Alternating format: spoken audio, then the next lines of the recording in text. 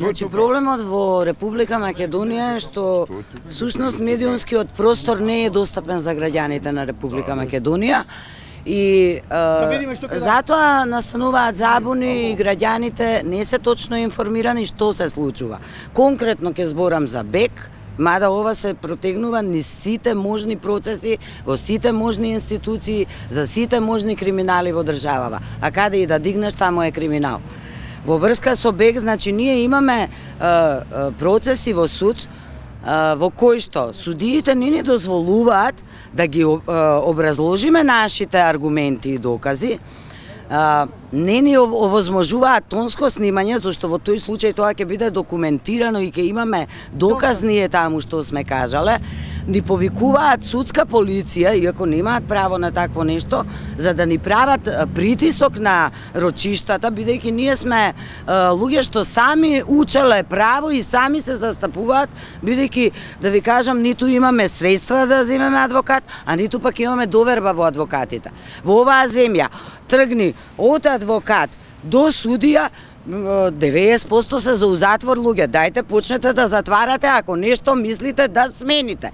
Значи постојат суди кои што ги изменуваат записниците, не ни овозможуваат да го кажеме тоа што треба да го кажеме, а никој во оваа земја не реагира. Реагираме кај судски совет, реагираме до министер за правда, реагираме до председател на суд кој што всушност е вмешан во целиот криминал. Како може тој да не оправа? Истиот е и член на совет за реформи. Мислам, со оглед дека од советот за реформи излегоа квалитетни луѓе кои што ја знаат знаат правото, но не сакаат да им бидат злоупотребени имињата. Редно е некој да застане, односно во поголем број фелата да излезе и да застане позади нив. Ако ние се лажеме дека овој ќе го скриеме, а оној ќе го кажеме, ништо нема да направиме. Судиите Снежана Таневска, Бајалска, 15 суди. Татјана Поповска Николовска. Јас ова го зборам од мое лично искуство. Она што сум го видела, што сум го пријавила и што никој не реагира. Тоа не се суди, бре, луѓе. Тоа се, значи, сатрапи. Тие не знам ни дали го знаат правото. Всушност сигурно го знаат, но така им одговара. Главната поента во проблемот со граѓаните кои што некогаш се исклучени, а сега Балкан Енерджи ги тужи. Е во тоа што на крајот на краиштата, кога сите го скршиле законот, овие носат фалсификувани исправи како веродостојни исправи. Нотарите носат на такви исправи решенија нотарски. Врз основа на тие нотарски решенија не повикуваат 4 години на суд. За да ние сега од вака самоуки разбереме всушност дека уствари судот нема право да не повика на рочиште.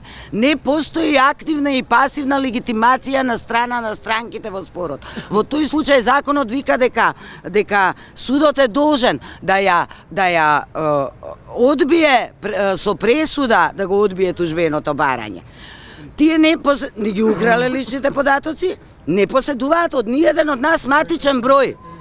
Нема никаква поврзаност помеѓу наводниот доверител БЕК и нашите станови, односно нас, како иматели, како собственици, и они не тужат, не судат 4 години. Да. Па ова не е нормално. И сега судиите се фатени со спуштени гаќи, да простите. Значи, они се фатени дека 4 години работат криминал. И сега не знаат како ќе го оправдаат. Нема да го оправдаат.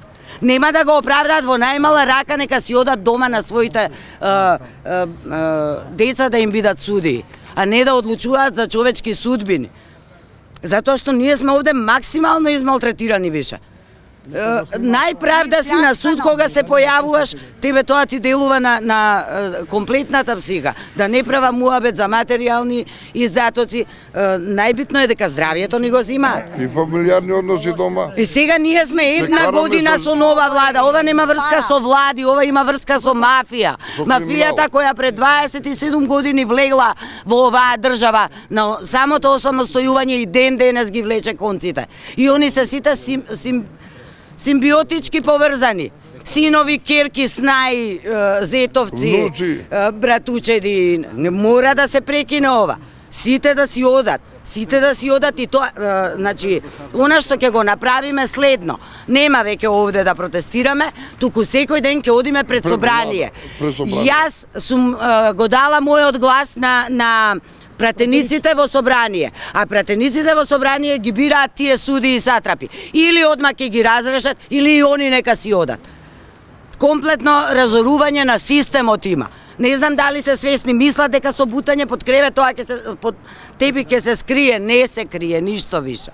Мора да застанеме и цврсто да обстоиме на потребата, правдата да завладее.